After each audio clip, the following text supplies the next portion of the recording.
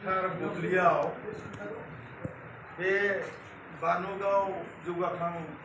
गामि आफादनि लिंथुमनायाव उन्दै उन्दै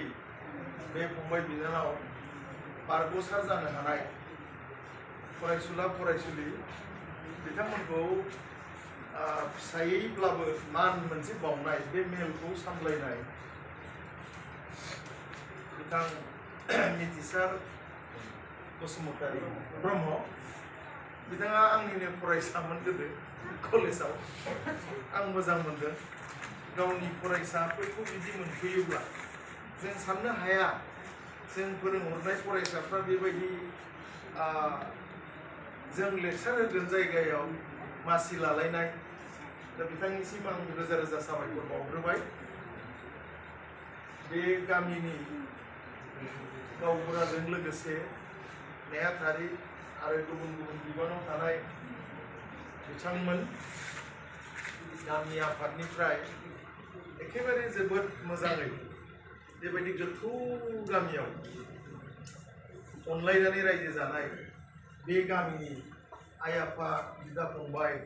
बिब' बिनानाव रायजो राजा नोंथांमोन आरो उन्दै उन्दै फरायसुला फरायसुलि लोगो नोंथांमोन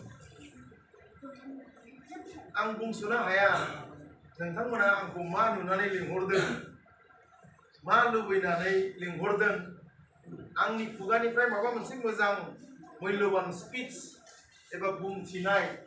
गियान नोंथांमोना लुबैनानै आंखौ लिंहरदों जानो हागौ नाथाय आं बुंस'नो हाया नोंथांमोना आं बेसेबां होलांनो हागोन आरो आंनि खुगानिफ्राय गनाय बे गोरबो बिखा बिख्लोनिफ्राय गनाय सोदोबफ्रा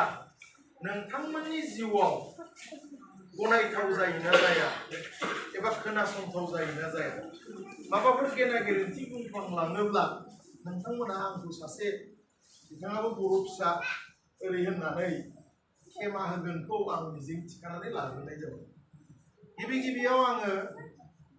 बे 2022 मायथाइयाव मेट्रिक आनजादखौ उथ्रिनो हानाय बे उन्दै उन्दै हाथरखि अलंबारफोर बादि उन्दै उन्दै बार गेवलांनाय बिबारफोर बादि दासो थुखिजेननाय बार गेवलांहां जानाय बिबारफोर बायदि बारफुनाय बे फिसाफोरनो आंनि जोबोद गोथार अननाय जासिग्रोबाय लोगोसे आं खाफाल बरहा जे बिथांमोन बादि गथ'खौ जोनोम होनानै खांनानै दिनैसिम बे गथ'फोरनो माबा मोनसे बान्था लाबोनानै होफैनो हानाय बै गार्जेन बिथांमोननिसिम आंनि खुलुमनाय जासिहरग्रोनाय जाबाय आं लेक्सारखौ एसे बुरजा होथारगोन रायजो राजाफ्रा खोनासंनो मोजां मोननाय मोनैखौ आं मिथिनाय नंला जोङो एसे प्रफेसार खाखाय गोदो लेक्सारार बुङोमोन दा प्रफेसार होनबाय सासे गथ'आ प्रफेसार जानो नागिरदों कन्टिनिउ लेक्सार होबाय थाग्राखाय लेक्सार होबासो नांगौ जिनिसफ्रा ओंखारफैयो नङाबा जों बावनानै थायो जियानो जायाथों बे गोथार दिनाव गोथार बुब्लियाव नोंथांमोननि बे जारिमिनारि गामियाव आं मिथिगौ गोदो गोदायनिफ्राय बे गामिया ओरैबायदि जारिमिनारि गामि आङो बाक्सा ओनसोलनि मानसि बाक्सा रायजोनि बाक्सा जिल्लानि जोबोद बेकवार्ड गामिनि मानसिया 1991 मायथाइयाव आंखौबो लाबोदों 1991 मायथाइयाव आंखौबो लाबोदों बे एबसु आन्दलनाव एबसु जानायनि थाखाय एबसुखौ सापर्ट होनायनि थाखाय ओनसोलाव आं थानो हायाखै न' गारनानै खारबोनांदों क'क्राझारनि मानसिफ्रा लिडारफ्रा आंखौ पन्सायनानै लाबोनानै बेयाव दोनखुमा फैदों दा बधय इसोरानो आंखौ दोनफैदों आरो दिनै आं थांनानै थानायखायसो नोंथांमोनजों बेबायदि गोसोनि खोथाफोरखौ रायलायनो सुबिदा मोनदों मिजिं थिदों इसोरानो हयथ'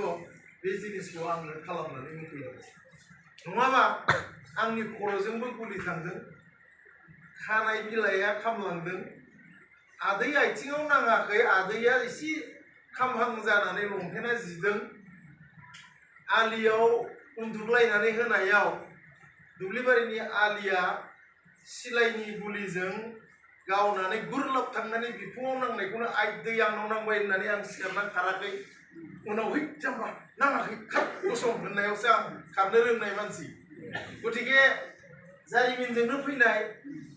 मिथिगौ जोंनो बर' रायजोनि आरो आं मिथिगौखायनो बे गामिनि जारिमिनखौ आं मिथिगौखायनो नैबे बिथांजों लोगो मोनलायनानै फैनायनि खाबु मोनदों आरो आं मिथिगौ नोंथांमोननि गामियावनो आगोमा फिसा नोंथांमोननि न'नि मालाया मा सानो आं मिथिया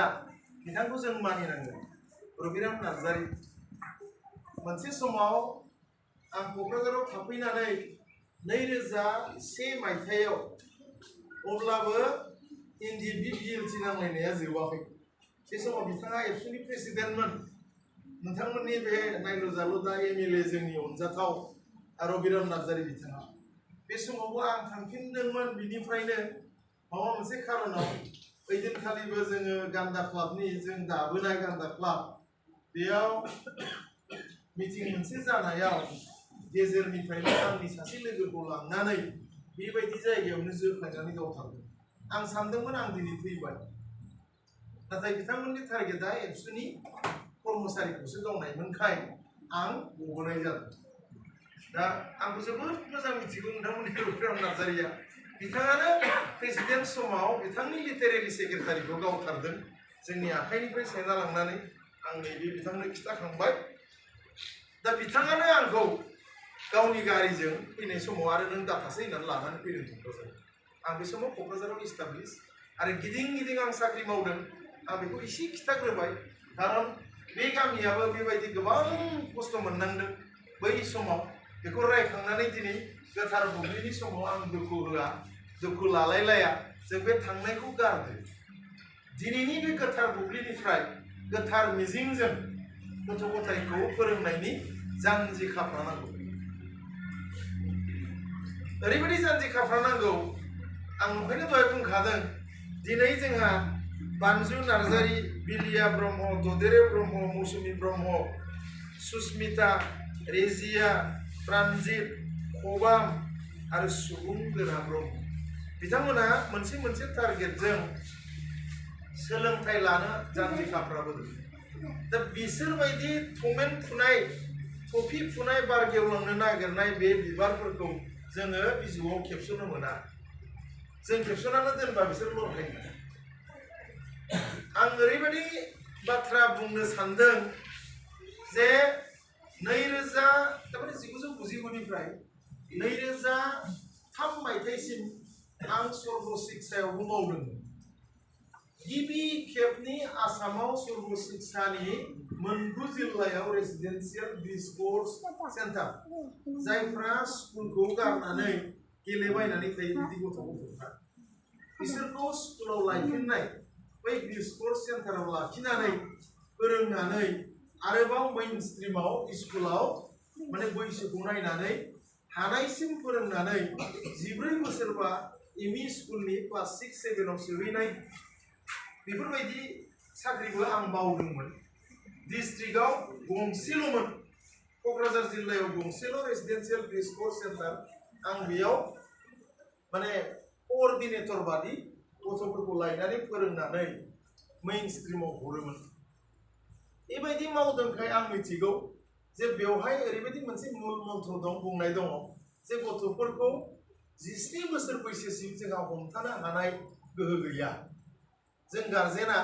जोंनि फिसाखौ रुवाथि बखालि दोननानै जानो हानाय मोनथाय गैया जाहैदों दा बिसोरखौ लिंना लायनानै स्कुलाव फोरोंनानै आरोबाव मेइन स्कुलाव सोहैनांगौ